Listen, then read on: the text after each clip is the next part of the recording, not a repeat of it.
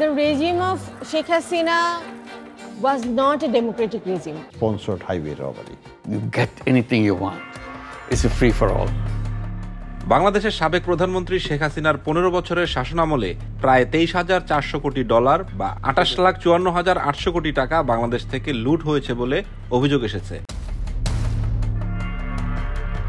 গতকাল বৃহস্পতিবার যুক্তরাষ্ট্রের সংবাদ মাধ্যম ফিনান্সিয়াল টাইমসের একটি নতুন তথ্যচিত্রে এই বিষয়টি উঠে এসেছে। Property filings and registrations.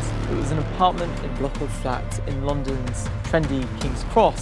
মূলত দুর্নীতির মাধ্যমে উপার্জিত বিপুল পরিমাণ অর্থ পাচার এবং তা পুনরুদ্ধারের সম্ভাবনা নিয়ে তথ্যচিত্রটি তৈরি করা হয়েছে। সেখানে আরও উঠে এসেছে শেখ হাসিনার শাসনামলে তার ভাগ্নি টিউলিপ সিদ্দিকীর বিরুদ্ধে আনা অভিযোগ, সাবেক ভূমিমন্ত্রী সাইফুজ্জামান চৌধুরীর সম্পত্তির খোঁজের চিত্র।